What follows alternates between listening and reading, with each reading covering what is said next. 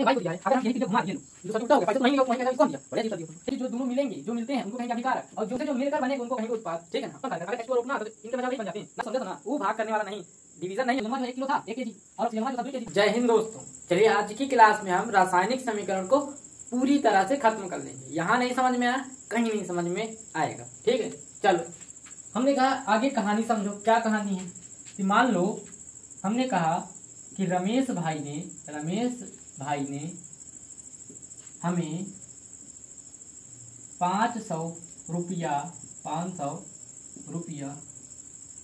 दिया है। ठीक है, हालांकि आजकल के युग में कोई देने वाला तो नहीं है। कहानी आगे ध्यान से समझो। तो रमेश भाई ने हमको 500 रुपए दिए हैं। ठीक है, अगर हम इसी को कहें कि रमेश भाई जो है, मान लो जो रमेश भाई है ना ये x है, क्या है x है, और जो हम है वो y है। ठीक है, हाँ बात समझ में। हाँ, पैसे कितने दिए 500, बात समझ रहे हो, पैसे कितने दिए 500। अगर हम इसी को कहें कि रमेश भाई माने x ने हमको माने y को 500 रुपया दिया है, अगर इस तरह की बात हम कर लें तो ये खराब होगी क्या, गलत बात है क्या। रमेश भाई माने x ने हमको माने y को 500 रुपया दिया है, बात समझ में आई है ना। हाँ, तो ये वाला बेटर है कि ये वाला बेटर है। सर जी अगर पेज ज्यादा है हमारे पास तो ये वाला अच्छा है, कम पेज है तो ये वाला अच्छा है। हम ज्यादा दिमागदार हैं तो ये वाला अच्छा है, कम दिमागदार वाले हैं तो ये अच्छा है।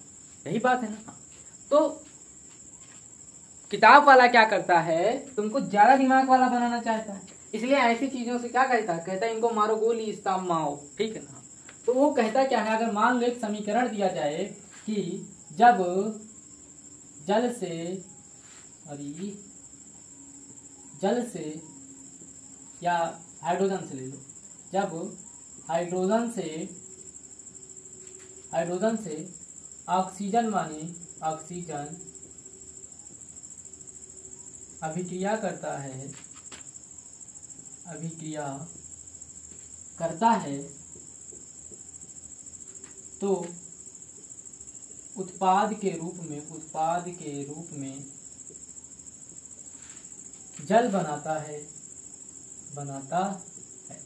ये बात समझ में आई ना। हाँ, माने जब हाइड्रोजनवा जल से ऑक्सीजन से अभिक्रिया करेगा तो क्या बना देगा, उत्पाद के रूप में जल बनाता है। पहले जब लोगों को दिमाग नहीं था तो ऐसे लिख देते थे, रासायनिक अभिक्रियाओं को ऐसे लिख देते थे और कुछ नहीं कर पाते थे। ठीक है ना। इससे क्या होता, बहुत खर्चा लगता था, बात समझ रहे हो ना। हाँ, तो इसको छोटा बनाने के लिए, छोटको करने के लिए आगे तो इन सबका प्रतीक दिया गया। जैसे हम अगर मार्केट में मान लो आलू ना लिखकर, आलू बहुत जगह ले रहा है मार्केट में, अगर कोई चीज बेच रहे मान लो आलू, तो आलू तो बहुत जगह ले रहा है। अगर हम इसके दर पर ऐसे करके बना दी तो अगर समझ जाए व्यक्ति की आलू है तो इसको लिखने की कोई जरूरत रहेगी क्या, नहीं। तो देखो थोड़ी सी जगह में आ गया ना। हाँ, इसलिए हम लोगों ने इस तरह की चीजों को कुछ नाम दिया। अब अगर इतना भी नहीं पता है, क्या नहीं पता सर जी, कि हाइड्रोजन का नाम H से लिखा जाता है ना, और ऑक्सीजन का नाम O से लिखा जाता है। अगर ये नहीं पता है तो वो याद कर लो, 1 से 20 तक के तत्वों के नाम में याद करने थे, लेकिन नहीं याद किए हो गूगल पे सर्च कर लो और आराम से याद कर लो, तभी समझ में आएगा। ठीक है ना। अब इसी बात को हम क्या करते हैं, कुछ इस तरह का लिख दें तो इस तरह का। हाँ लिखो, देखो ध्यान से। हमने कहा हाइड्रोजनवा का हम दिखाई थी H से, दिखा दिया H से, या लो। और फिर ऑक्सीजनवा का हम दिखाई थी O से, या लो O से दिखा दिया। बात समझ में आई। हाँ, फिर ये कह रहा है क्या, जल बन रहा है H2O बन रहा है, क्या बन रहा है H2O बन रहा है। बात समझ में आई, इतनी बात क्लियर है। अब जब कोनो चीज मिलता है, जैसे हम कहें 4 और 5 को मिलाओ, किनको 4 और 5 को मिलाओ, तो तुम क्या करते हो, 4 + 5 कर दोगे, 9 आएगा ना। हाँ, माने जोड़ रहे हो, क्या कर रहे हो, जोड़ रहे हो। तो यहाँ क्या कह रहा है, हाइड्रोजनवा ऑक्सीजनवा से अभिक्रिया माने जुड़ रहा है, मिलाया जा रहा है। बात समझ में आ रही। हाँ, तो यहाँ पे हम क्या कह सकते हैं, प्लस हो रहा है, माने हाइड्रोजनवा ऑक्सीजनवा से प्लस हो रहा है। और 9 में तुम लोग क्या पढ़े हो कि दोनों द्विपरमाणु होते हैं। कै परमाणु, द्विपरमाणु। कितने अणु, द्विपरमाणु। द्विपरमाणु का मतलब होता है कि एकलौता का वो नहीं रहेगा। जैसे यहाँ का मतलब क्या, हाइड्रोजनवा 8 है, इसका मतलब क्या, हाइड्रोजनवा 8 है, इसका मतलब ऑक्सीजनवा 8 है ना, है ना 8। हाँ, तो ये कहते हैं कि हम अकेले नहीं रहेंगे, नहीं हमको मार डालेगा, समझ रहे हो ना। हाँ, इसलिए इनको दुई बनाओ। तो ये कहता है हम हो दुई के रूप में रहा, ये कहता है हम हो दुई के रूप में रहा। नहीं पता नहीं कौन आ जाए, कौन हमको टपका दे, समझ रहे हो, डर लगा रहता है।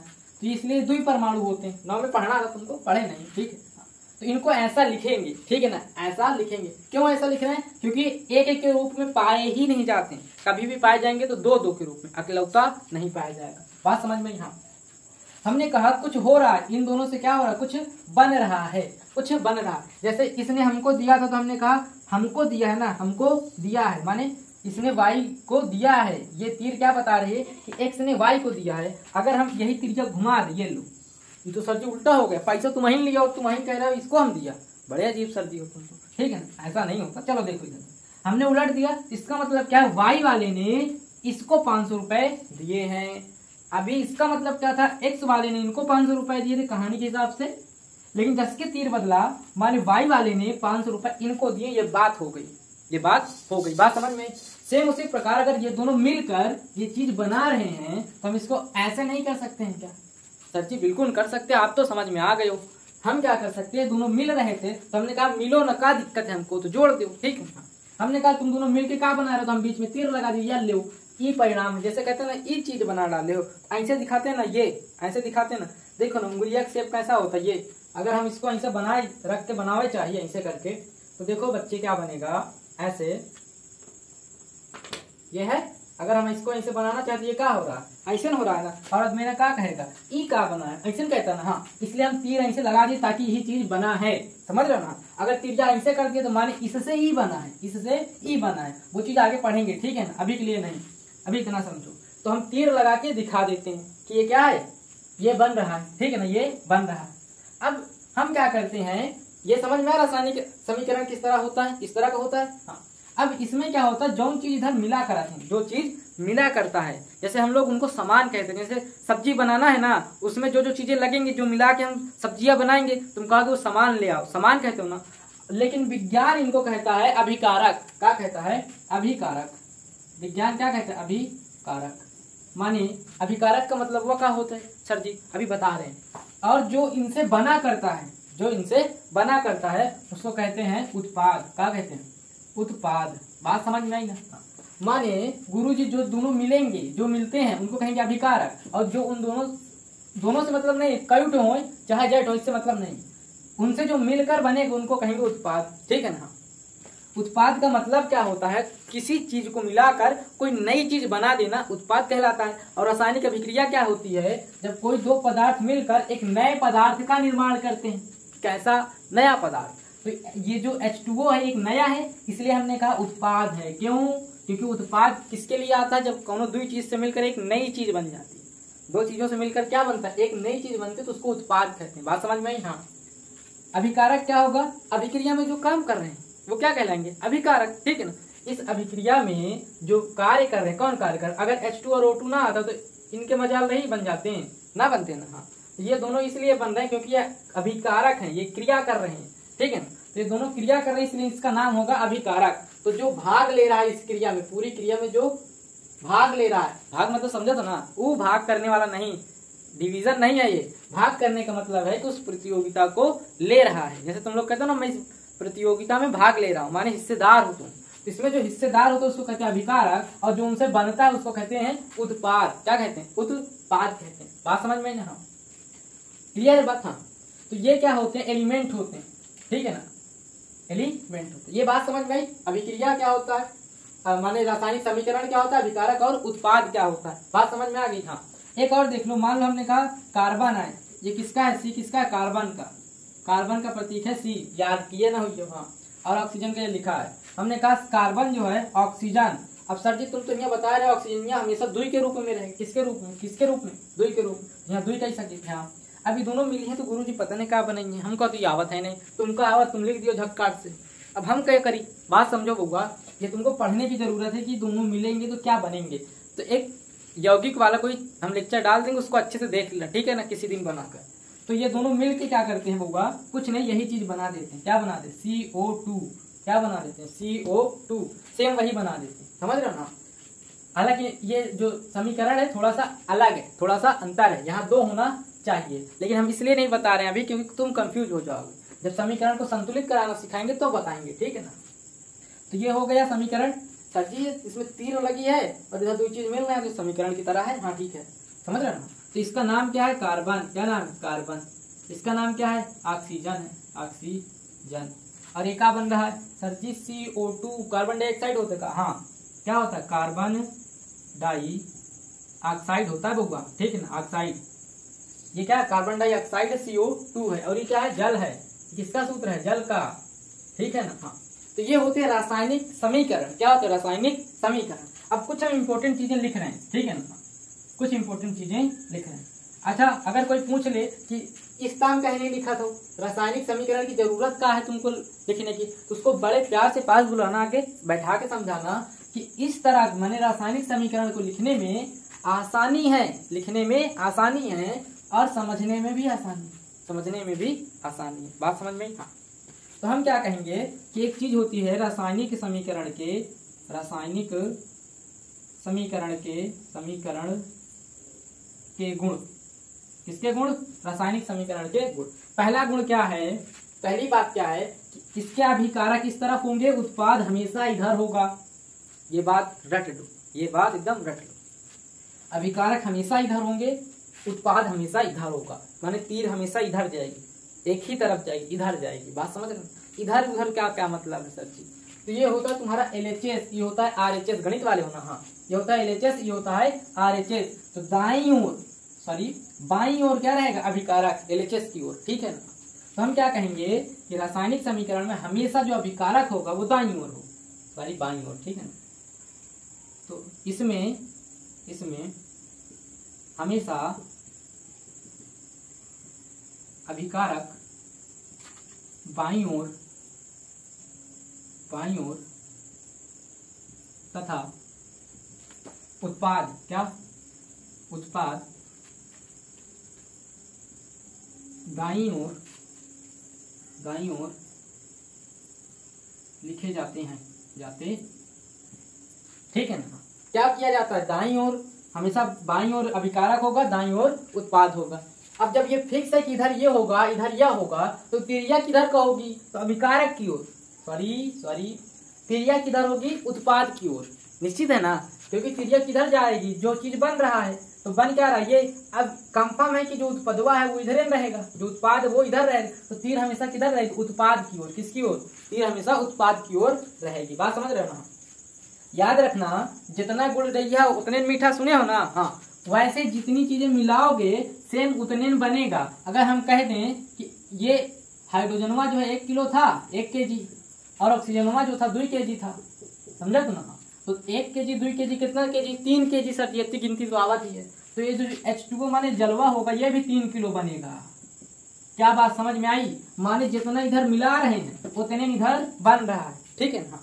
इससे ये पता चलता है इधर का जितना द्रव्यमान होगा उतना ही इसका भी होगा। माने अभिकारक का द्रव्यमान, माने कुल अभिकारक का द्रव्यमान कुल उत्पाद के द्रव्यमान के बराबर होगा। द्रव्यमान संरक्षण नियम का पालन कर रहे हैं। बात समझ में आ रही है? हाँ, क्लियर है ना बात? तो हम क्या कह सकते हैं कि अभिकारक का द्रव्यमान बराबर होगा उत्पाद का द्रव्यमान, उत्पाद का द्रव्यमान। बात समझ में आ गई इतनी कि माने अभिकारक का द्रव्यमान बराबर होगा उत्पाद के द्रव्यमान के। निश्चित है, रट डालो, ठीक है ना। ये हो गए रासायनिक अभिक्रिया के गुण। क्या हो गए? गुण हो गए। बात समझ में? यहाँ अब कुछ इंपॉर्टेंट चीजें बता देते हैं ताकि जो आगे काम आएंगे और इसमें भी दिखेंगी तुमको, इन रासायनिक अभिक्रियाओं में दिखेंगी। क्या चीजें हैं? मान लो इस तरह का चिन्ह बना है, इस तरह का चिन्ह बना है, ठीक है ना। अब सर जी त्रिभुज इसमें कहाँ से आ गए? कहाँ पढ़ रहे हैं हम? कुछ दिखाई दे रहा है विज्ञान ना? हाँ, इस त्रिभुज नहीं है बउआ। इस अगर ये कहीं दिखाई दे रहा है, माने उस चीज को गर्म की जा रही। क्या की जा रही? गर्म की जा रही। समझे तो ना। जैसे मान लो ये एक डिब्बा है और इसको हम गर्म कर रहे हैं, ठीक है ना। और इसको हमको किसी पेज पे दिखाना है कि अगर ऐसे लिखेंगे डिब्बा को, क्या लिखें? डिब्बा को गर्म किया जा रहा है, ऐसे लिखेंगे। हाँ, इसके दर पर हम क्या कह सकते हैं? डिब्बा, क्या लिखेंगे? सॉरी, ऐसे लिख सकते हैं, देखो ध्यान से।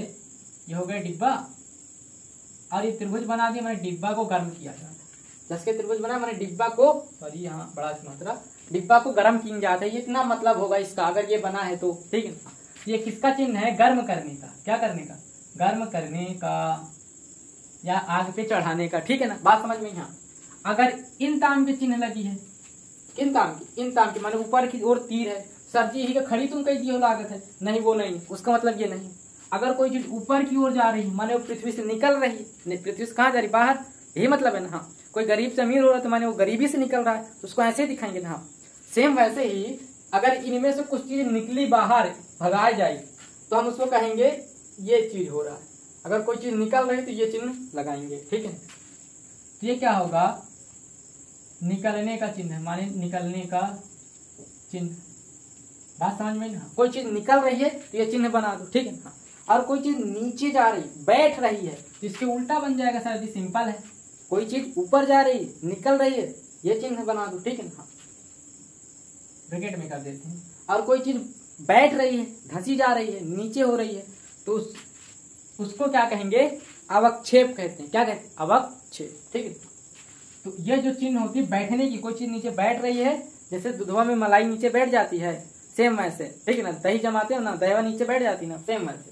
तो अवक्षेप उसको नाम देते हैं, क्या देते हैं, उसका एक अलग सा नाम होता है अवक्षेप, सॉरी